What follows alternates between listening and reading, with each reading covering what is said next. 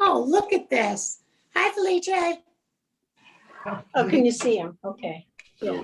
Can't see him. I see Mom. I can't see anybody. Oh, there you are. I see you, Felice. Hi, everybody. Hi. There's Hi. Tom. Hi. Yeah, that's Brad. Hi, who's this guy here? Oh, there's Carol. This guy. Phil Higgins. Phil. Higgins. Oh, it's not that. I That's Jane's. didn't know that. Let's both sit on the floor. There you go. No, Lisa and Josiah and Grant are there. let me see other people. There's Cindy. Hi, Todd. Hi, honey. How are you? I'm good. How are you? Good. I can't see where you are on the screen. There's so many people. I know. I know. The fellow just rolled. Yeah, you want, but Hi, Hi, honey and Felice. Who's that? Pat. Hi, Pat. Hi, Trish. Hi, I'm seeing only you now because I'm on an iPhone. Oh, there you are. I don't Hi, know. Owen. I can't see Owen. He's there.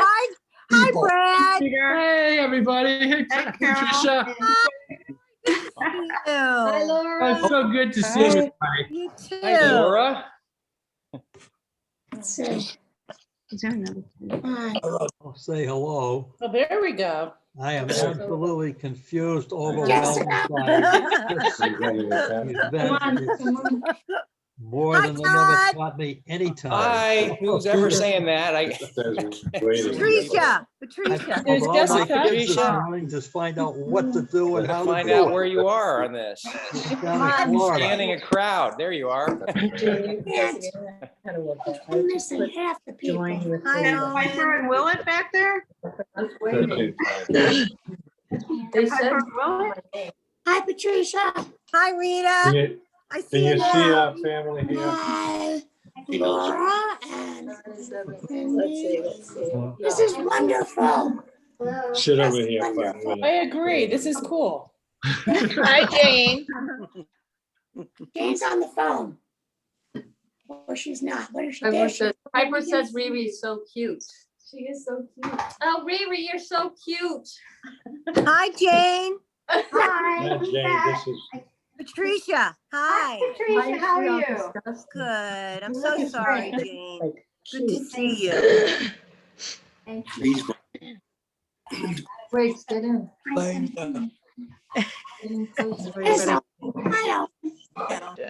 my God. That's right. Yeah. Okay. So, Hi, Julie. there's Owen, there's Patricia, there's Laura. Oh, I just found a whole nother page. I know. Okay. There's Jules. Hi, Jules. No. Owen. Oh, and you look good. I like your long hair. I told you the website with the. Okay, good. Wait. They just put in a stamp. Carter sent out a web.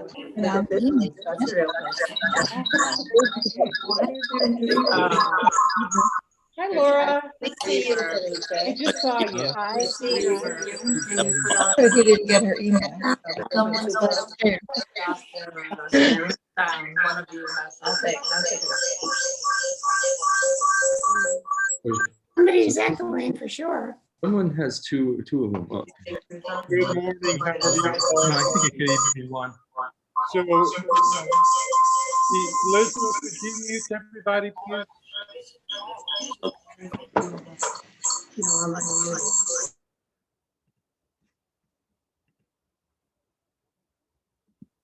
Hi, good morning. My name is John Talk. I'm the director here at Emmanuel Episcopal Church, and I want to say thank you so much for joining us today. I've asked Elizabeth Carter to me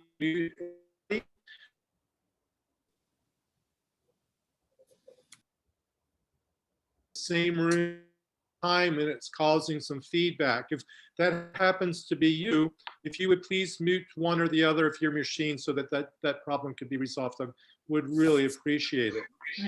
My personal internet connectivity right now, it's unstable. So I hope to be able to be here for a little bit, but before I get kicked off, I want to share some information with all of y'all. First, as I said, thank you so much for joining us. This is a experiment. This is the first time that I've ever done anything like this. And I want to thank Jane and Brad and Todd for the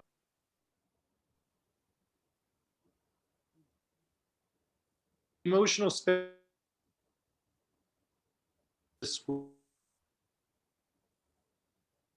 And you greeted each other and saw each other is really a testament to that imagination. It's also a testament to, of course, Joe and his relationships with folks, his way of being in community with folks around the world. And that's why we're really gathered together today, is to understand, well, not to understand, to celebrate those relationships, celebrate the community that was built around Joe throughout his life. So what we're going to do is, in just a few minutes, we're going to take over your screens, or Elizabeth Carter, our virgin, going to take over your screens, and we're going to show you some video of some of the music that Joe loved, video of the songs that Joe loved, and then we're going to open the floor up for individual conversation, individuals to share their stories. Rather than raising your hands, because there are at least 3 screens on my computer of people gathered here today, I'm going to ask that you type in your name in the chat function, which you will find sort of in the middle of the bottom of your screen, and let us know that you have something you would like to share about Joe. There are some people who are queued up. I'm not going to call on them, but they're queued up with some very specific things that they would like to share. And when they type in their names, we're going to call on them first. We're going to skip the queue for them. Again, we're not going to give them a call out, but we're going to skip the queue for them when they're ready to speak. They simply type in their names and we'll call on them next. Does that sound like a plan? And then at the end of today's gathering, we're going to have more of the music that Joe loved. And very, very finally, Jane's going to say a few words for us. So again, thank you all so much for being here. And let's begin with some Mozart.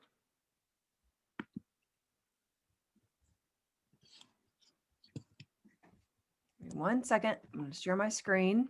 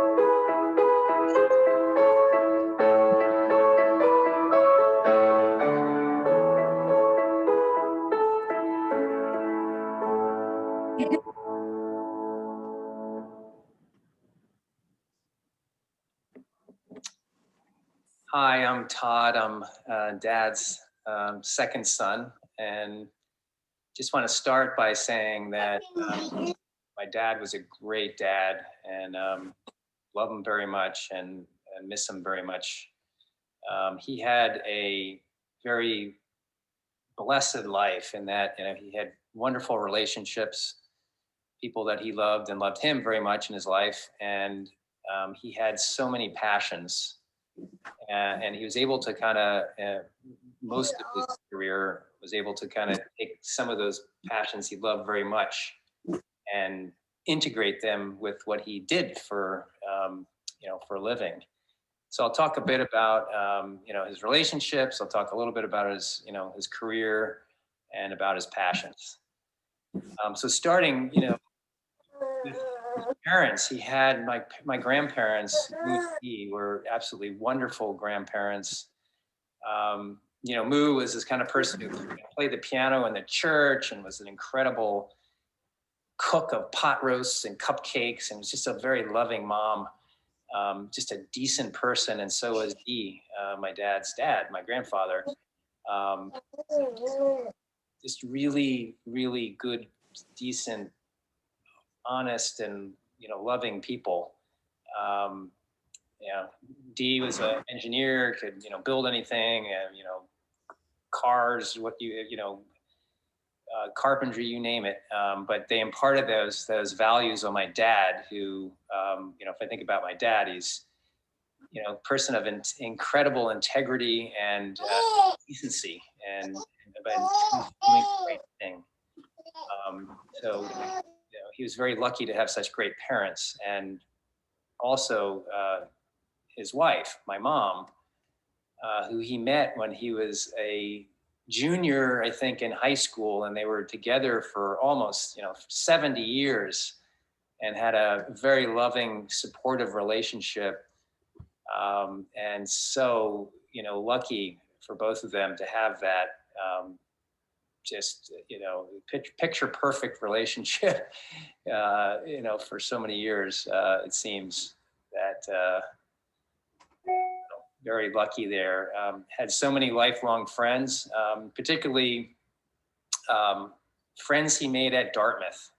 So my dad was an only child, and he used to say that in particular, the friends he made at Dartmouth were like the brothers that he never had, and so that was very important to him. Family, great family, and I'll use this as a segue to shift into his career. But right after he graduated from Dartmouth, or from the Tuck School, he got an MBA, which is the MBA program at Dartmouth. He married my mom, and they had my older brother, Brad, and they moved to Japan, to where my dad started his career as a lieutenant in the U.S. Air Force. And he was over there for 3 years and sort of developed a love for Japan and that culture. But then moved back to the States and went into advertising, went on to Madison Avenue, worked on for Benton & Bowles, an advertising agency, and then went to Cheeseboro Ponds and kind of climbed the corporate ladder, starting in sort of brand management, and then working his way up to being chosen to go to Japan and run their business in Japan, which is a good size, business over there, and was very much, accelerating in his career, and, very lucrative business career, but made a decision. This is the key decision, to kind of say, look, I really want to do something that I'm, in my job, that I'm really passionate about. And so he made that bold decision to switch from sort of business into something entirely new, which was development, and where he could work against something that he absolutely loved, which he started at Dartmouth, and became, actually, that kind of kicked off his career to become one of the leading fundraisers, development people in the country, associated with education and the arts. So he started up at Dartmouth, many years there, and and then went to the Boston Symphony with his great passion for classical music, and then the Curtis Institute, which is, maybe not as well known, but in the classical music world, it's like the leading organization or conservatory for gifted musicians like Yo-Yo Ma and Leonard Bernstein, and the list goes on in Philadelphia. So was really able to kind of take those passions that he had and parlay them into his career, which is a very lucky thing, or I shouldn't say lucky, but something that it just made his life rich. I'm going to talk a little bit about his passions, and as when he moved from the bright lights and big city of Tokyo to New England, it kind of re-engaged his love for New England. And, although he grew up in Long Island, New York, he absolutely is a New Englander to the core, loves Vermont, where he bought the family home that I went to high school there after moving back from Japan. And they were many years in Norwich, right across the Connecticut River from Hanover. And that was in his bones. He absolutely loved Vermont. And so that was one of his big passions is New England. And he had, obviously, as I talked about, a great passion for Dartmouth. And as they would say, he was, greener than green, greener than Dartmouth green. And was a lot like the glue that, I hear kept his class together, was very involved in the class, so much so that he won the Dartmouth Alumni Award in 1985, which is a very fantastic honor given to one alum every year. And he won that. So that was a great honor for him. As I mentioned, he loved classical music. It was an encyclopedia of his knowledge of classical music, and he imparted that love to both, my mom loves classical music as well, and a great pianist. And my brother and myself love classical music as well. So he loved literature, poetry, art. He was really a Renaissance man. He wrote poetry. Many of you probably don't know that because he kept that to more internal. But he was a great painter, painted landscapes from Nantucket beach scenes to Vermont mountains to the shrines of Japan, and really imparted that love of art to his family. He was like the benefactor of the Stevenson family love for art. My brother went on to become an architect. I like to paint, very amateur. And my two of my daughters are, one is a big time artist painter and one is a digital media, has created art that way as well as a hobby. He loved sports. That's a big part of his life. That loved tennis. I remember so many times playing tennis with him on those Norwich courts there in the field, that beautiful field in Vermont, beautiful summer days out there playing, and he had such joy. And, we competed and, but he was always so joyful about it. Even if like the youth won out and I happened to kick his butt that day, he always loved it. He was an incredible disciplined runner and someone who worked out all the time. He ran like literally for years and years and years, 6 to 7 miles every day. And, pretty incredible. And that discipline was something that was extremely admirable in him, quality in him. And skiing, he probably skied 40 times a year, and absolutely loved it. And, of course, imparted all those things onto his sons. We all love that, skiing and hiking. He was a big hiker. We'd spent many, many days hiking in the White Mountains, enjoying and bonding in nature together.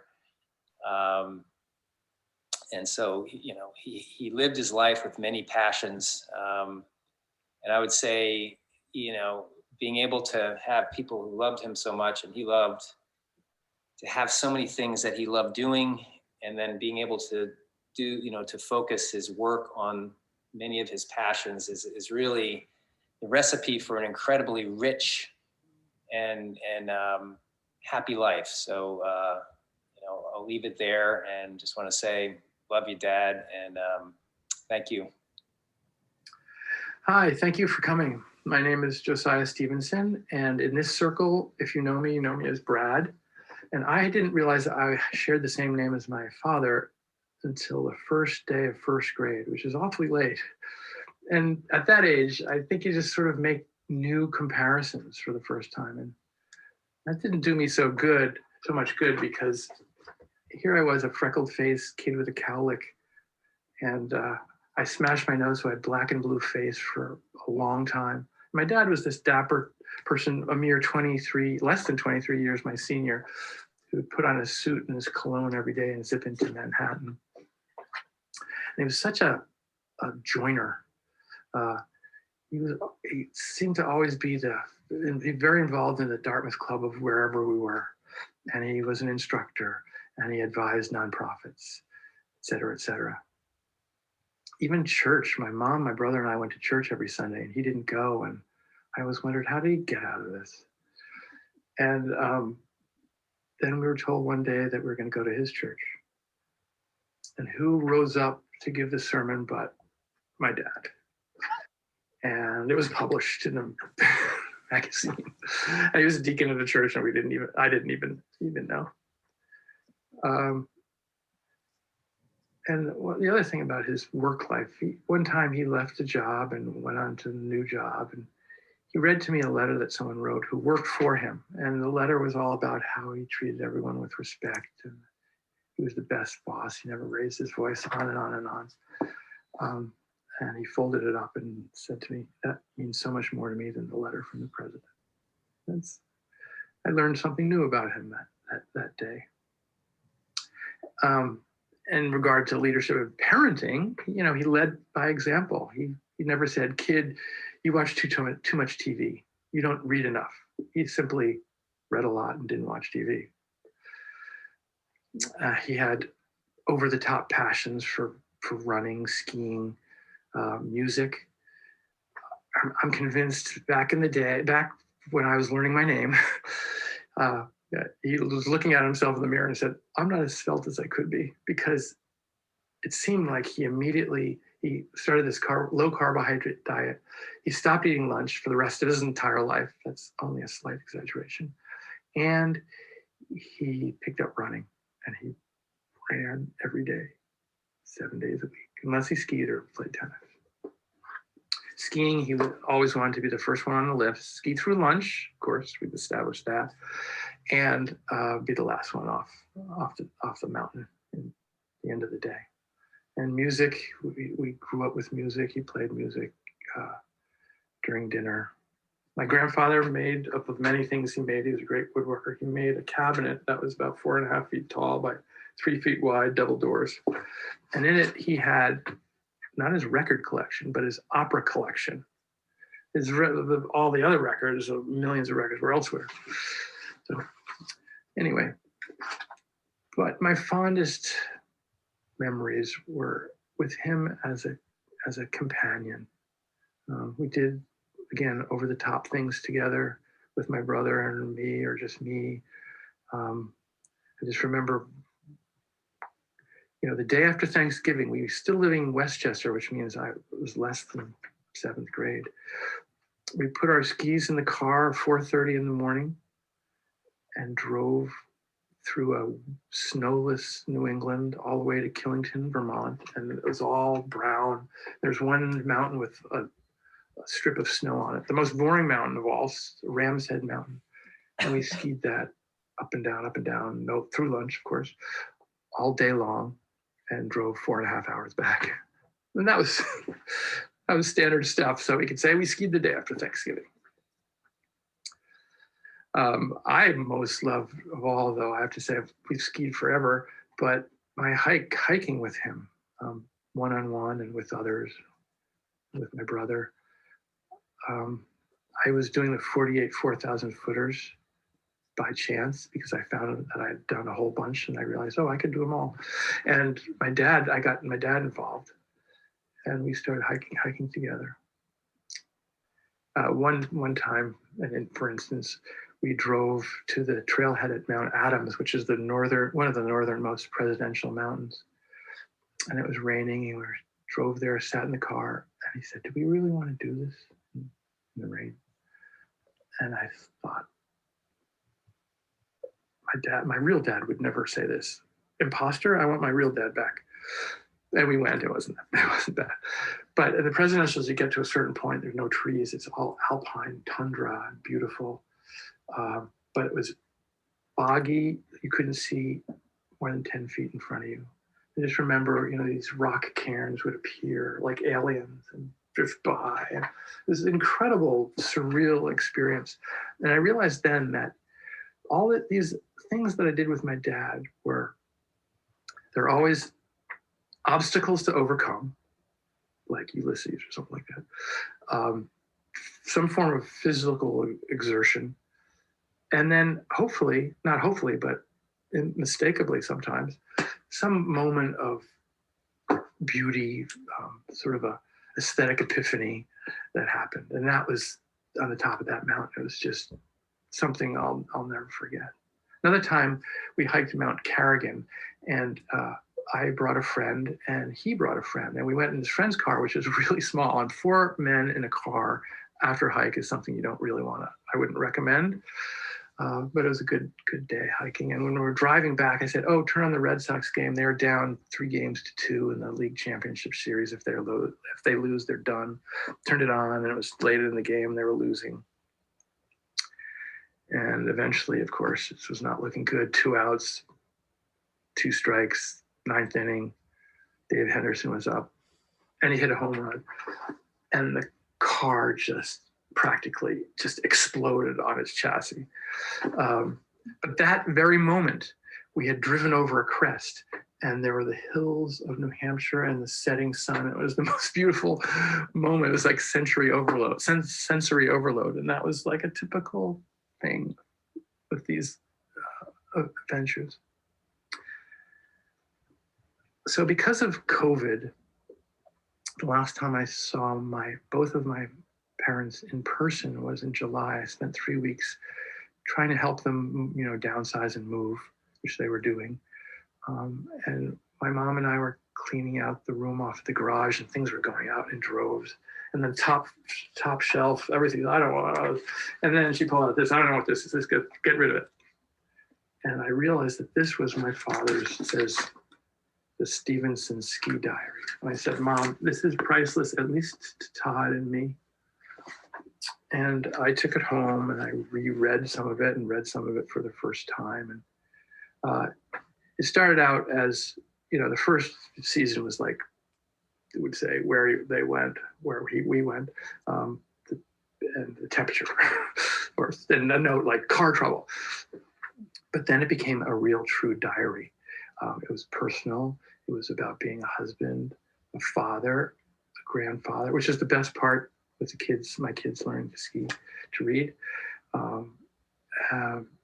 solving issues and stuff like that. And it meant it's great to have. And when my dad went to the hospital, I started reading it more intensely. And then he got out and went to rehab, and then went back in because of his hemorrhage. And then he went to hospice. And my mom called Todd and me and put us on speakerphone and wanted us to comfort him. And we said how much we loved him in my inarticulate way, and how much he meant to us, and et cetera, et cetera. But in the end, I started reading this to the 4 of us, and Todd read some of my dad's poems.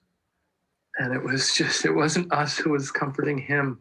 It was his words that were bringing us together as a family of 4, and I'll never forget it.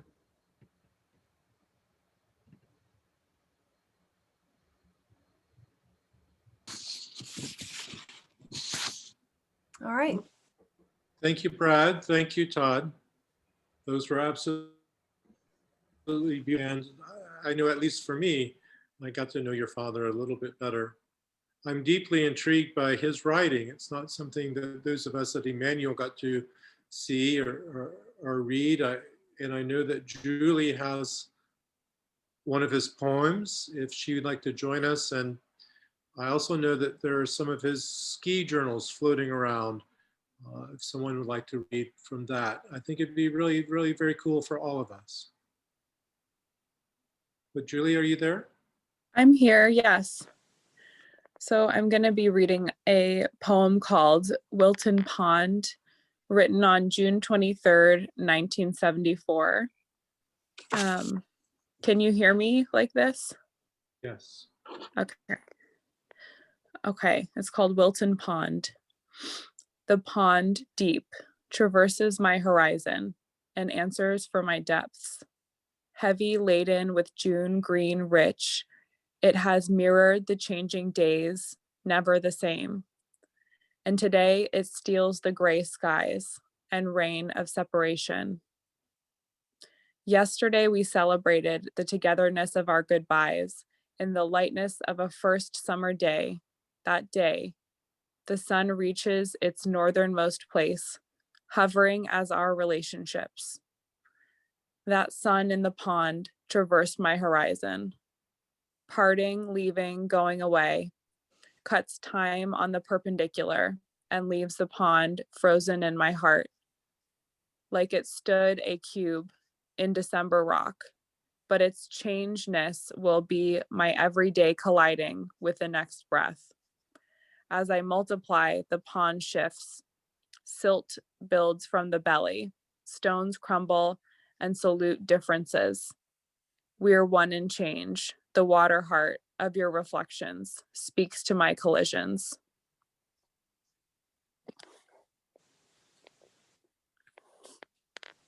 And that's it. Thank you, Julie.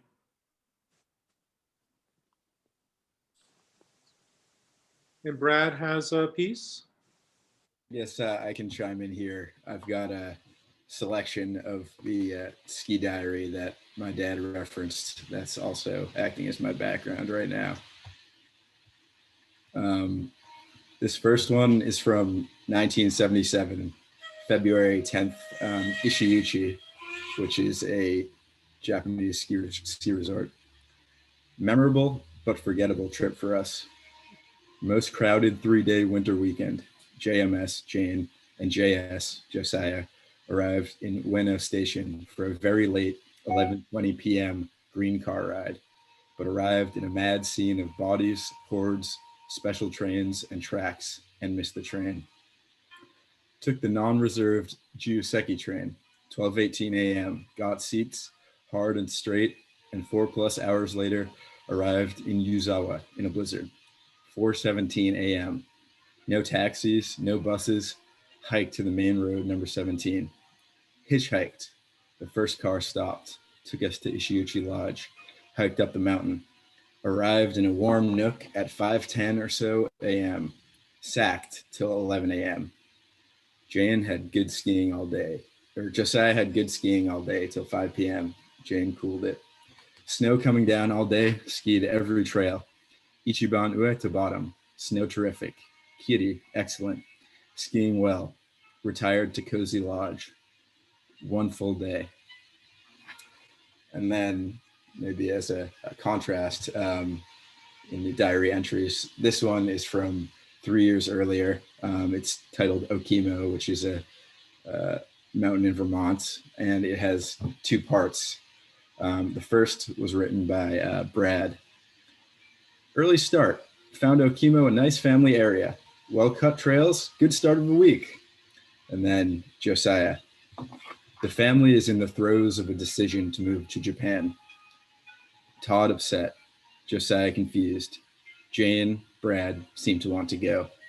The Japan move dominated the day, but skiing was good. Warm, no crowds, nice trails. Jane enjoyed. Went to Killington after to join the Grunnerts. Those are 2 ski days. Thank you very much, Owen.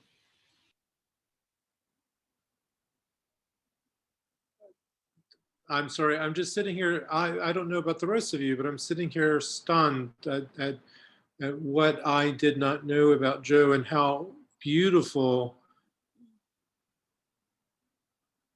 he was able to express those emotions. I want to thank you both so very much.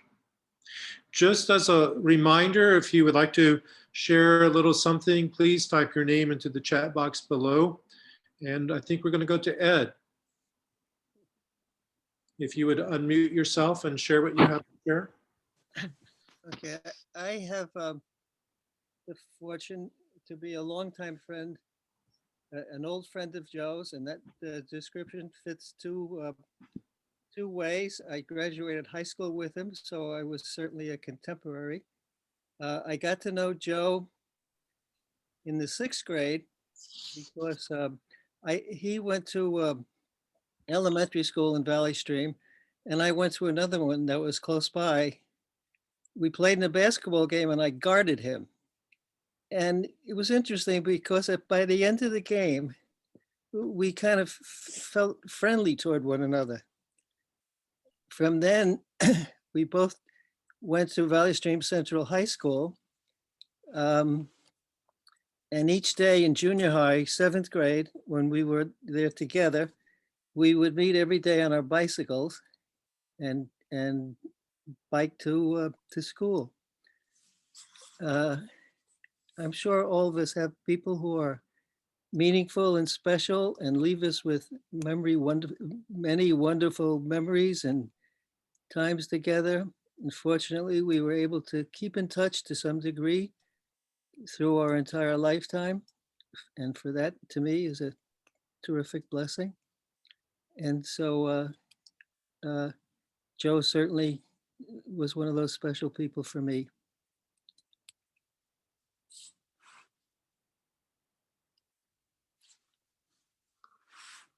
Thank you so much, Ed. Tom, if you would unmute yourself, I think you have something for us. I was my best friend. He and Shirley and Jane and I did everything together for many years. We were always friends. We never had a cross word. Josiah had a great sense of humor. He was the big man on campus and an important guy. But if he came to your house, he was just a mensch, a nice, sweet man who never pushed anyone around. Now that Josiah is gone, there's a big hole in my life because he meant so much to me and to Susan. I miss him and I think of him and Jane often. Jane, I wish you all the best for you and for Brad and Todd and their families. There'll always be a place in my heart for Josiah and for Jane.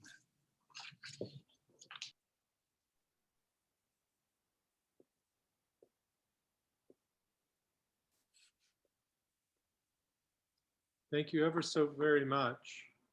I do know that we have some people who have been queued up, and I want to get to them if they want to, but right now, if Sandy would unmute herself and share what she has. Thank you very much.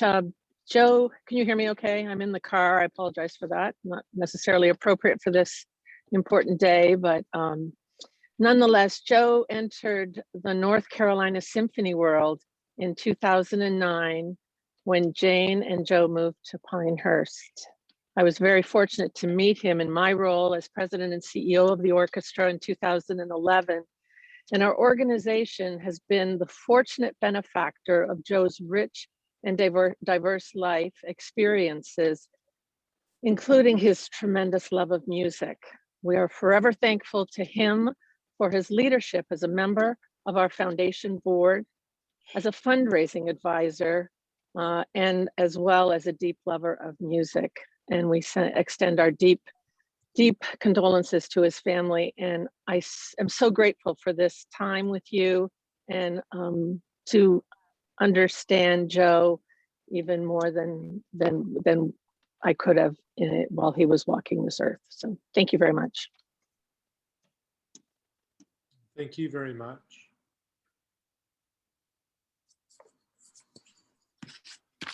John, would you like to unmute yourself and share with us?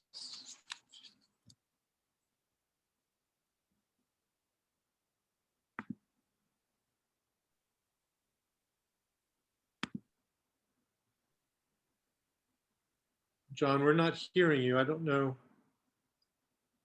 Now. Oh, okay. I'm John Hatcher. I was privileged to have met Joe and Jane, although it was late in both of our lives. I enjoyed our get-togethers after our music committee meetings for Weymouth and have a beer. And I understand that one of the sons was a beer maker, so we enjoyed those times together. He was an amazing guy, as we've all learned, and Jane, I certainly want you to know that I'll miss him, and it was nice knowing all of you. Thank you very much. Thank you so much, John.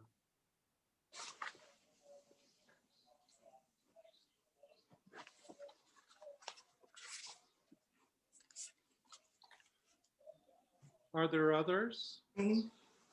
Tap the screen. Tap the screen. Yeah. Mute yourself. Hi, Felice.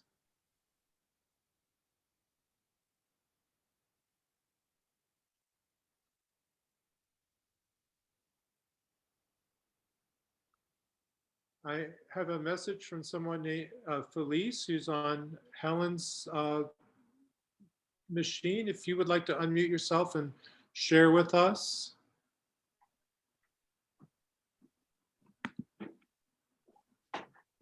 You have to forgive us because we are new at this, like 99% of Americans. I am Felice Schillaci. I'm Joe Stevenson's brother-in-law. And the reason why I'm chiming in is because Joe has made a tremendous difference to our lives. Because in 1966, after I married my wife, who is Jane's sister, and I applied to come to America. In those days, you have to be legal, which means I had to study the Constitution and all the laws of America. I had to be able to speak English, and then they would approve my entry to America. My entry to America occurred the same day as his birthday. The 4th of October, 1966 is when I was welcomed to this country and I lived the American dream. So since this is a tribute to Joe, I will not bore you with the achievement that through him I was able to do in this country, primarily my 2 children and the other things that I've been involved with that have brought joy to people, but it's only because Joe has been an example to me. So thank you to his family and thank you to Joe, and God bless him. I want to tell you another thing that happened to me that I remember very often, and that is when my children were about 10 and 7, Joe Stevenson, who lived at the time in Wilton, said to me, you know, I have the key to a beautiful chalet up in the mountains, but I cannot go this weekend. So here's the key and you can use it. So at the time I was living in Pittsfield, Mass, which is about 3 hours away from this lodge. So I went to the lodge in the snow blizzard. We arrived at the lodge and somebody else was in the lodge. so very, very disappointed. We tried to go back to the same blizzard, and I got to the house the following morning at 4 a.m. And of course, these people were not generous enough to say, why don't you share the place with us? Because on the way down in Bennington, we tried to find a hotel to stay, and we couldn't find any place to go. So of course, we don't have anything against Joe for that, but I certainly will remember for the rest of my life when somebody gives me a key to go and take, a key that I've not been involved with, I will say for sure, no, you can have it, enjoy it. So, of course, we think very often of Joe and his family. We've been very lucky to have been part of his glorious family, but I will not be leaving without saying that because of Joe and Jane and the family, I met their parents who have been very, very instrumental in our happiness in America because they were very generous. They love music. Both Jane used to play to our children music from church, And Joe Josiah the fourth, I guess, or the third, used to play the trumpet and the saxophone. So very often I used to listen to concerts at his house because he was always eager to play. So thank you for letting me share this experience with you. And God bless you all. Thank you. Thank you so much for your stories. I think Wendell, if you'd like to unmute yourself and share with us. I sure would. I just want to say, as a classmate of Joe's at Dartmouth, I expected this whole meeting to be about Dartmouth. And it's so great to see, not for bad reasons, by the way, for great reasons, because he was our class and was everything you talk about in that one role. I happened to have gone to Japan once and so on, and I lost track of it.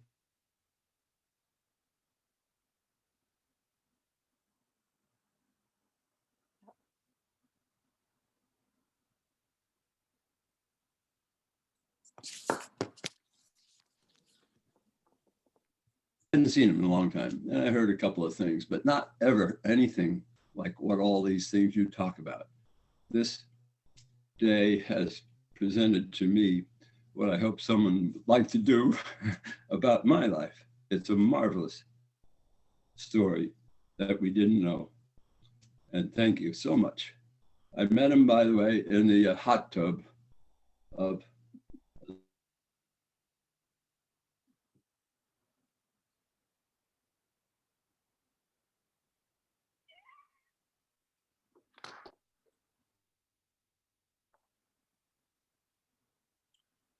somewhere, hadn't we?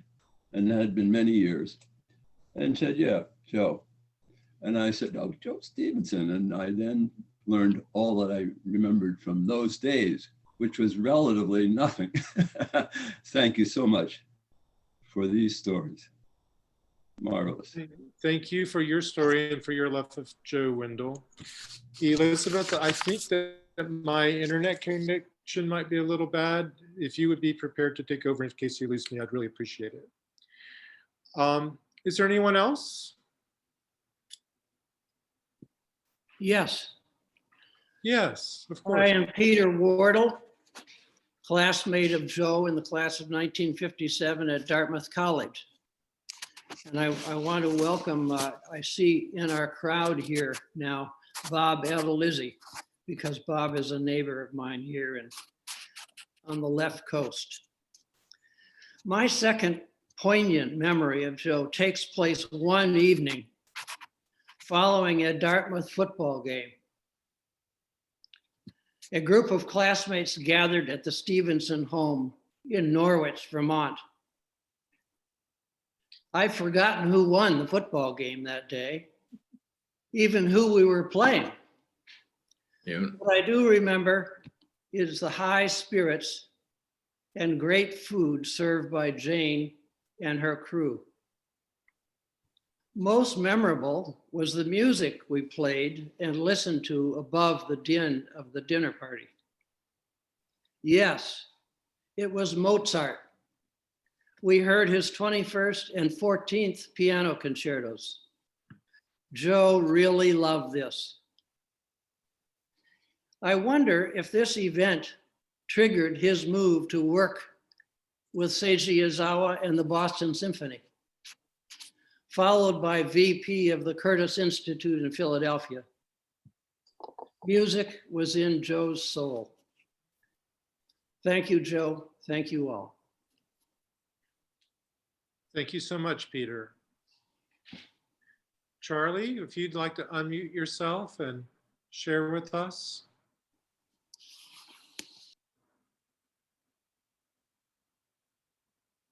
Just unmuted. Can everybody hear me?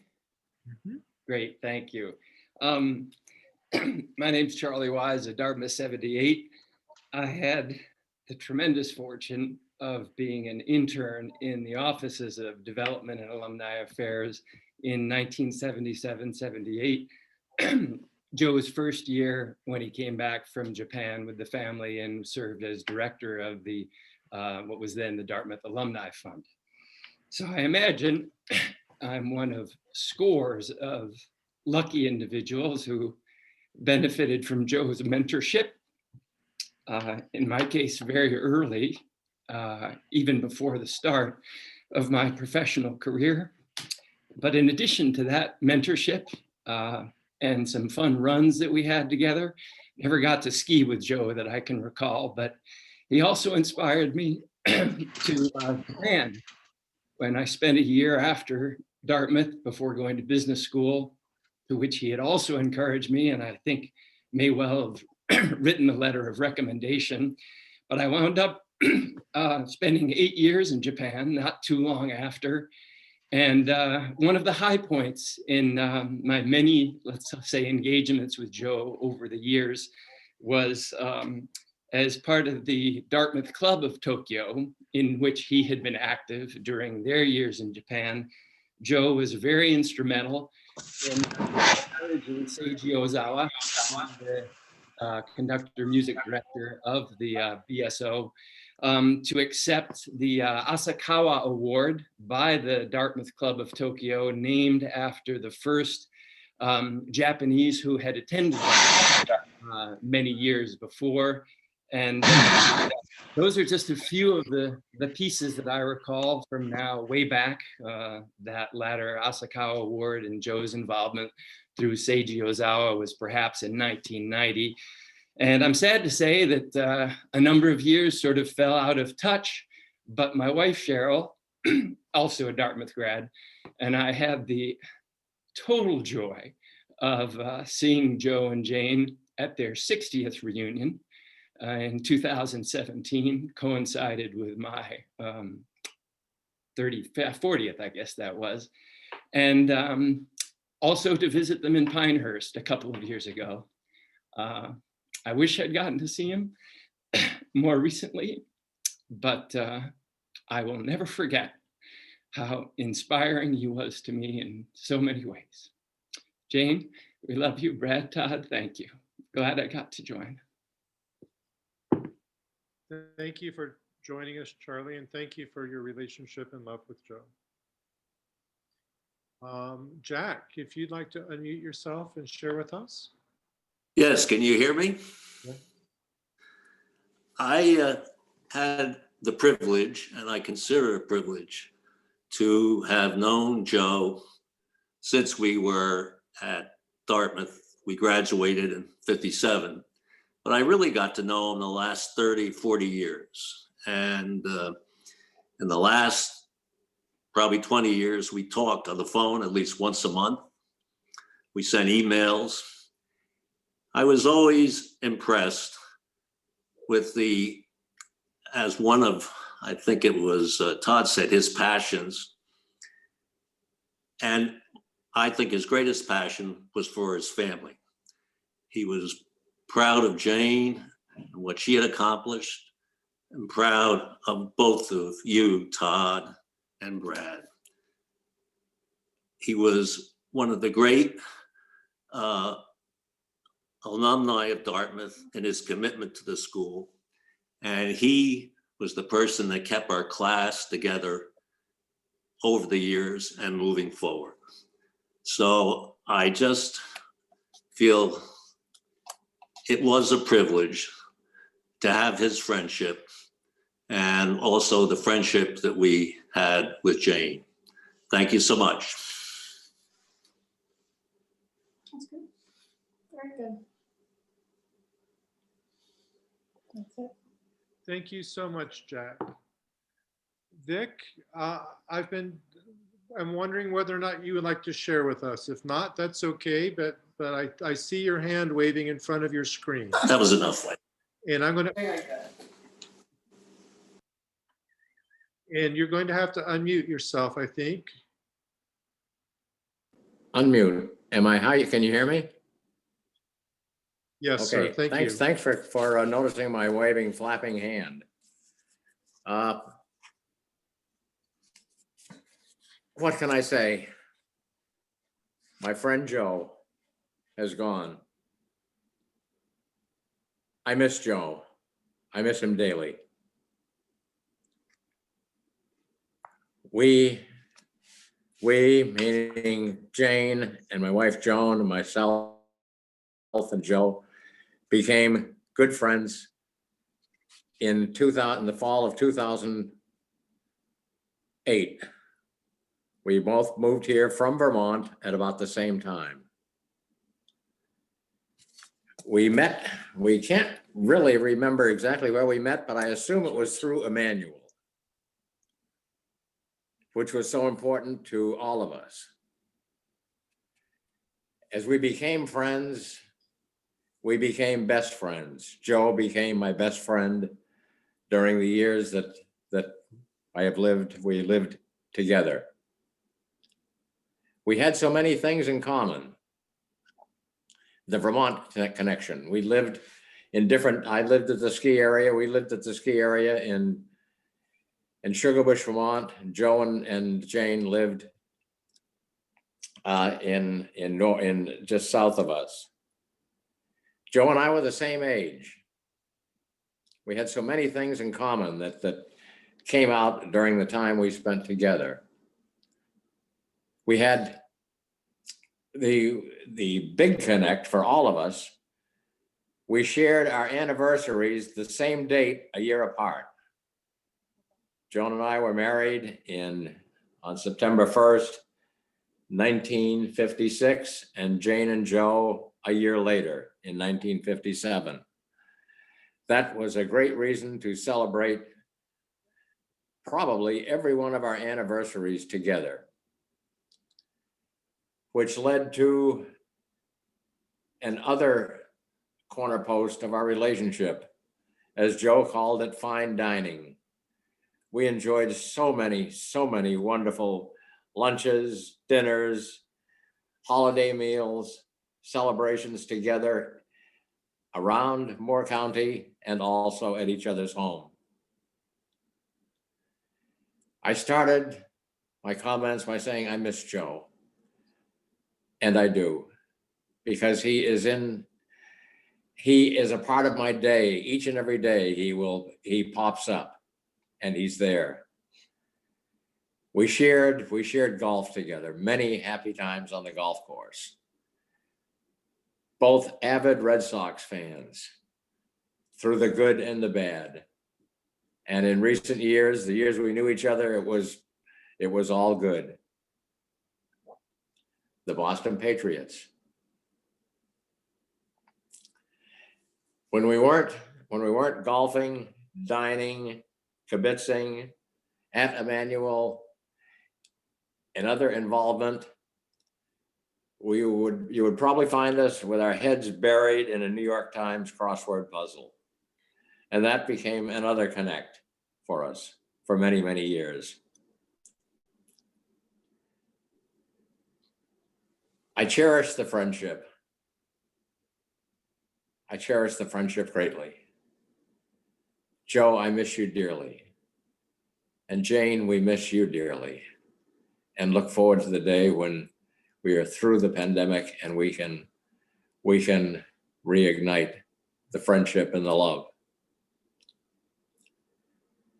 Think of you both so often. We love you both dearly. God bless you, Joe. May you rest in peace. God bless you, Jane, and God bless Todd and Brad and the rest of the family.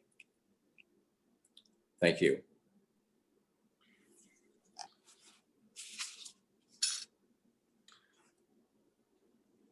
Thank you, Vic. I'm going to call on Vince next, and then after Vince, I'm going to say a few words, and we're going to move into another musical selection and then some closing remarks from Jane. But Vince, if you would like to unmute yourself and share with us, I would appreciate it. Yes, thank you.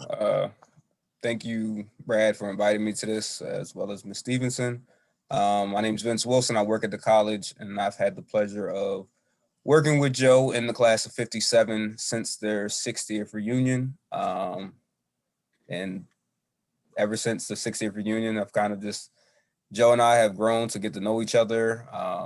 He's been extremely helpful with me learning more about development, especially at Dartmouth, as he shared many stories with his time at the Dartmouth Annual Fund at that period in time, now the Dartmouth College Fund, he truly had a love for Dartmouth. He would just call me randomly if it wasn't about fundraising, just to talk about football or what's going on in athletics. And he always loved to talk about his family.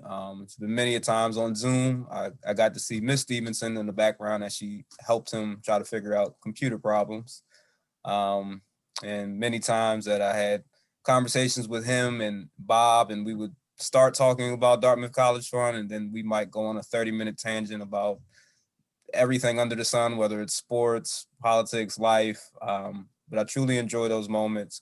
Joe was a great individual. He truly loved his family. He was always, his son Brad was helping build the anonymous building at Dartmouth. So anytime he called me, he would always ask for me to drive by and see what the building is looking like, and for me to try to take pictures and send it to him.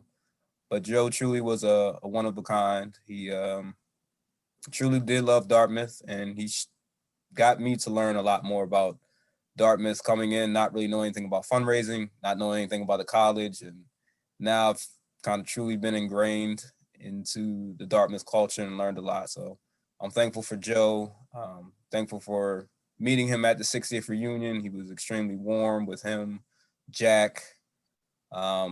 At the reunion, they welcomed me with open arms. I didn't know what was going to be expected. I was like, I've never met these guys in person, but Joe was one of the first people to open his arms and ask me to sit at the table with them at the dinner with Jack, and I'm thankful for that. So Joe will be missed. I will miss the conversations, the random check-ins, but we'll just keep making sure that the class of 57 is continuing to be honored, as well as Dartmouth to have someone like Joe. Thank you very much, Vince. What I do know that there are other people who might very well want to be recognized, and what we're going to do, if it's all right with you guys, is move forward a little bit right now, but we're going to leave the channel open for a little bit afterwards. If you can stay on and want to stay on and continue to share stories and say hello to each other, you're welcome to. Think of it much like gathering in a parish hall with a glass of wine and some cookies after this meeting.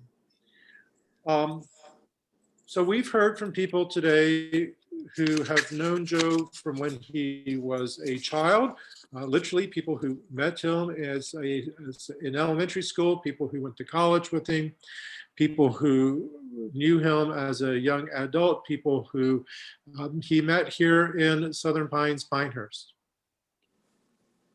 And as I'm listening and as I've been hearing all of your stories of love and relationship and community, those three things really stand out, right? The love and relationship and community, but also Joe's generosity of spirit and his generosity of teaching. We've heard over and over and over again that since he was a young man, he was been willing to share his passion, share his knowledge, share his skills with us. I mean, a young man in the dorm room, so excited about Mozart that he turns people on to an avocation for the rest of their lives, is the story that we heard. Vince just told us a story of how Joe, even in retirement, was teaching and mentoring. That this is who he was, someone willing to share and to make all of us, better versions of ourselves. And that's who we celebrate. That's who I want to honor today. That's certainly the Joe that was here at Emmanuel. And I want to thank you for showing up to celebrate his life. Which brings me to my second point. On behalf of Emmanuel, I do want to say thank you for coming today. I want to say thank you on behalf of Emmanuel for loving Jane and for giving her care and love and support in this time. This is who we are called to be. We are called to be a community gathered Even if we are gathered across time and space, we are gathered in love to support, to hold up, to care for.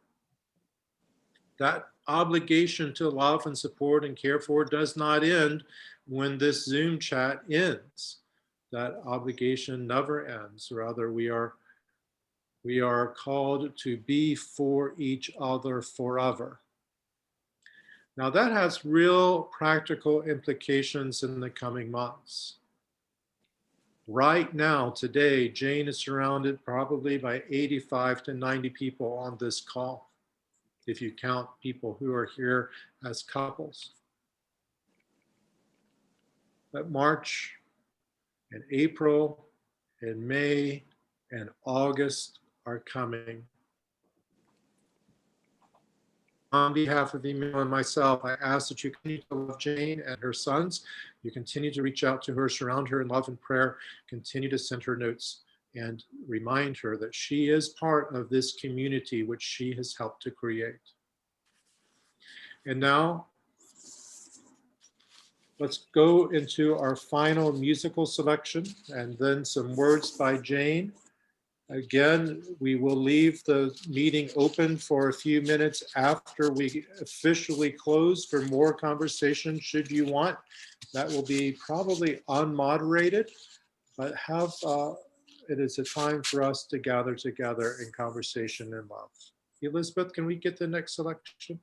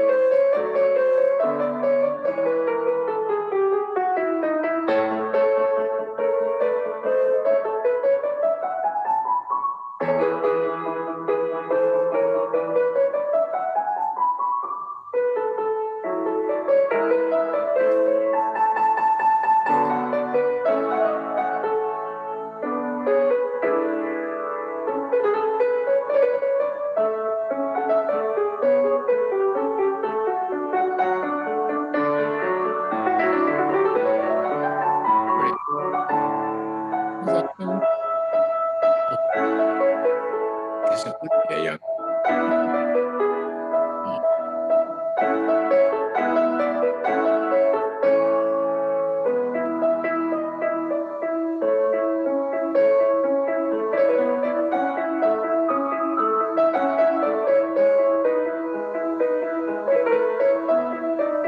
Nice.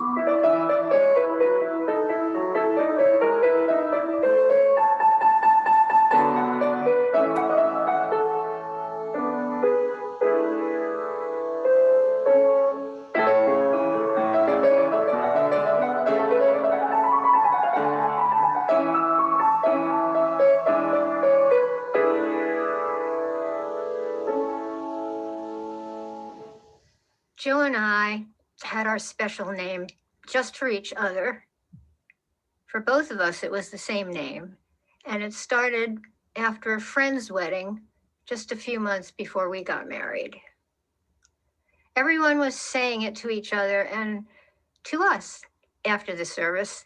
And though we really didn't know what it meant, we knew it had a happy and pleasing intent. So, for some reason unexplained at the time, we latched on to the first syllable, which sounded to us like Maz M-O-Z. And that was the beginning, more than 63 years ago. And it was our special name to each other ever since, Maz. Now we know that in Hebrew, the phrase is Mazel Tov, which means wishing you good fortune. I know that for all these 63 years, my Maz was very definitely my good fortune. And he always made me know and feel that I was his. I'm so grateful you all participated in this memorial service. And to you all, a heartfelt Mazel Tov.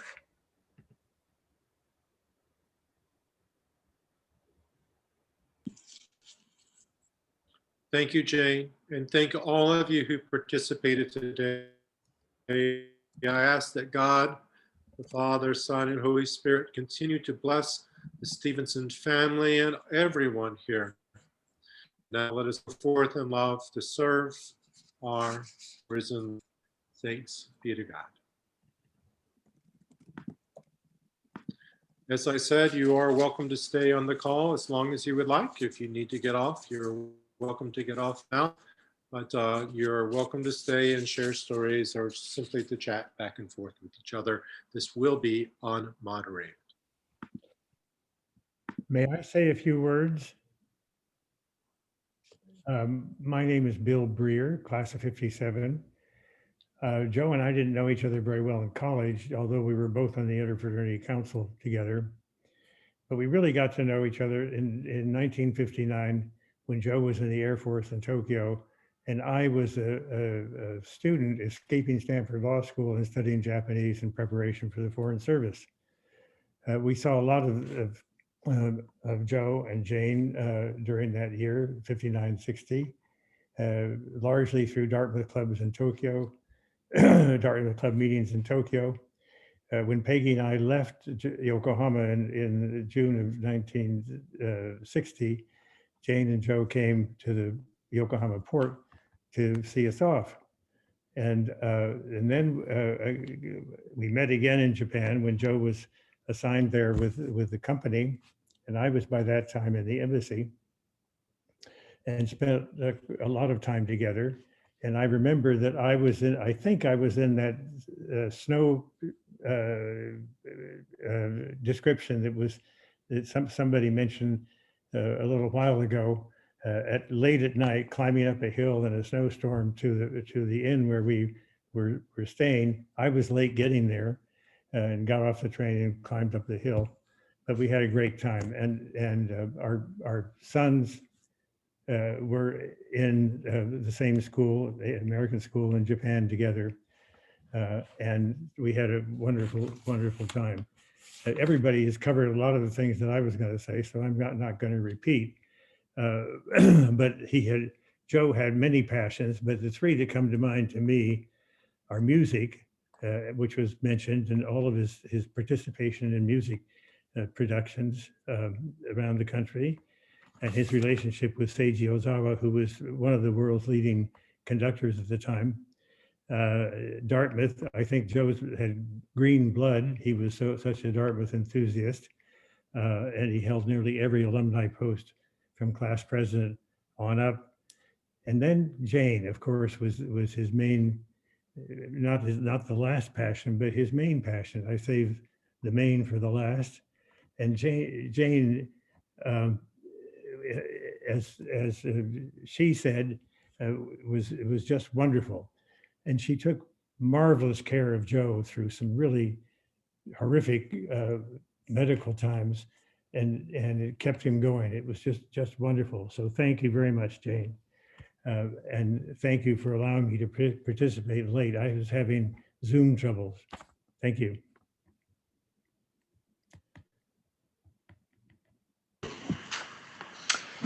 Hello, I hope you can see me, hear me. I just unmuted myself, so I hope it's, excuse me, I hope you're hearing me. My name is Nancy Latham, and Pete and I met Jane and Joe at church shortly after we moved to Pinehurst in 1974. We met through the supper club, the church supper club, and enjoyed our friendship right up until the day Joe passed away. Jane is no doubt my best friend here, and my arms are wrapped around her every day as I think of her with love. And we have many fond memories of the two of them together that we will cherish forever. I was shocked to find that Joe was such a fantastic artist. I hope someday to be able to purchase one of his paintings. They're absolutely spectacular. He could have had a 15th career, I guess, as an artist. Also, just the warmth that he exuded for all of us, wrapped his arms around us whenever we arrived, both in attitude and in reality. To see Jane and Joe together was to be a really special treat. We did a Caribbean cruise with the two of them. They'd never been on a cruise before, and so we insisted they go, and we four had a wonderful time. Joe kept asking me, when are we going on another cruise? And then the pandemic hit, so we didn't get that second cruise. But I will think of him always with love and keep Jane wrapped in my arms forever and ever. Thank you. I'm Bob Adalizzi. I'd like to say a word. Can you hear me? I'm not sure. I'm not sure I'm coming through. But what I'd like to say is a few words that Joe wrote that I picked out of a yearbook that we had.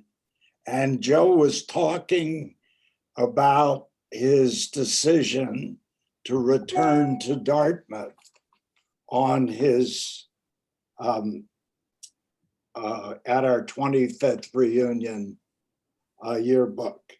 And he says, and I quote, "Dartmouth has been one of my priorities since graduation. And after years of serving the college in many volunteer capacities, head agent, class president, etc., and finally the great honor and challenge of the presidency of the Alumni Council, I decided to return to work for Dartmouth. My friends asked me why, and the answer is simple. There is no human endeavor that I value more highly than education, and no educational enterprise that I believe in more strongly than Dartmouth." And those were Joe's words 25 years after graduation on his return to the college. And that was always, I always remembered those, and I went back and found them and thought they needed to be shared with you today. So I'm pleased to be able to do that. I spent the last few years working with Joe as our co-head agents of our class reunion. It was great fun. And doing anything with Joe, as has been expressed today, was great fun and a great reward. Thanks, Joe. Bob, just so you're aware, you were heard well. Thanks so much. I also, Wendell here, and I also heard from Elizabeth this recording of this whole event will be available to the public. I am so happy to hear that, the Emmanuel Southern Pines YouTube page by tomorrow. Am I able to speak or am I out of order? You're in good shape, Bob. For the shape I'm in. It's interesting to listen to this experiment that someone used earlier, that someone has to die before you learn so much about them. And such is the case with Joe. I didn't really know Joe that well at Dartmouth until I became involved in the Alumni Fund, particularly our 25th reunion.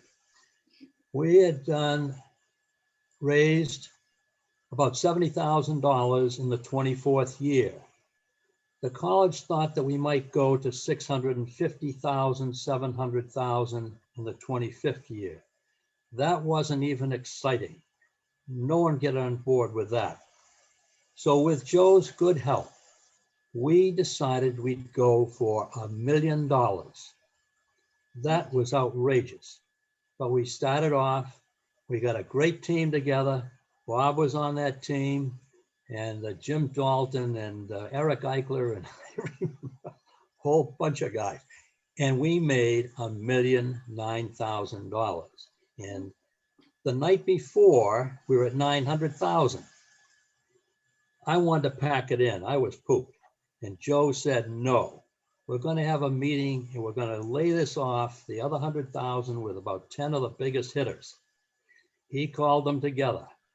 One guy showed up, Eric Eichler, and he came into the classroom and he said, I'm not underwriting this. What do we do, Eric? You go back to the cocktail party and you'll raise money. And by gosh, we did. And I knew what everybody had given. And the wives said, how much did my husband give? And I said, $1,000. That cheapskate, you put him down for $2. Then there was Hanny Mason. I have to tell you this. Hanny Mason and Bob Lee, very good friends. How much did Hanny give? $5,000. And Bob had given $5,000. You put him down for 10. So I went back to the other and said, he's put you down for 10. You go back and put him down for 15. And so suddenly we'd gone from 2 5s to 215. And that's what happened as the liquor flowed. The other interesting thing is that no one has really mentioned how well Joe knew his wines. And when he worked at the Boston Symphony, he was on the second floor right above Symphony Hall, and you could listen to the music practicing all day. And he was up there, but he also knew his wines. So with that combination of knowing his wine, knowing the music, he called on all the widows in the Boston area, and he raised money, big time. The other event was New Year's Eve. And we would have a group of about 10 of us, and Joe would get us tickets. And we would go to the Harvard Club for dinner and walk down to Boston Symphony.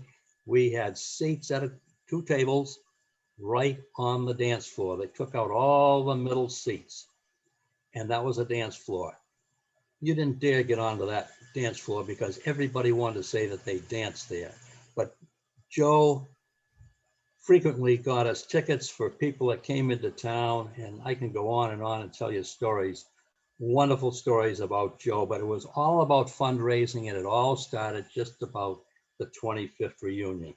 He will be sorely missed. And of course, we had wonderful cocktail parties at Joe and Jane's house in Norwich. Oh boy, we missed them. So long and goodbye.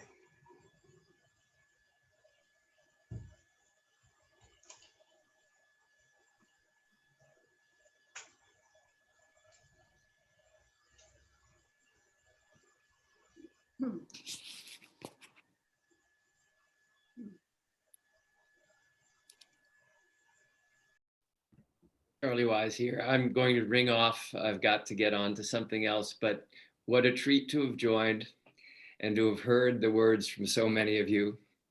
Jane, much love, the whole Stevenson family. We'll be thinking of Joe every day. Thank you. Bye-bye. Oops, are we done? Thank you, everybody, for joining today. It was really great to hear from people, everybody. So I just want to say one more thing. I'm going to say goodbye because I'm on my way to go across the street where Jane lives. We are now neighbors at Bill Mead. I'm going to go across the street and give her a big hug and give her the love from all of you. So that's where I'm headed. And thank you for letting me be a part of today because my dear, dear friend is across the street waiting for me. Thank you, Nancy, and give her a hug from me as well. Thanks so much.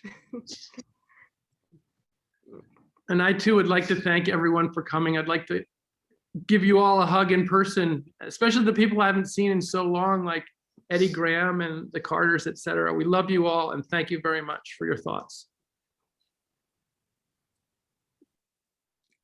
Thank you. Love for you. doing this. bye, everybody. Thanks. Great. Great tribute. Thank you so much for a beautiful memorial. Very good to have seen you, Brad and Todd and family and Jane, and my deepest sympathy. Love you. Thanks, Patricia. Love you too. Thanks, everybody.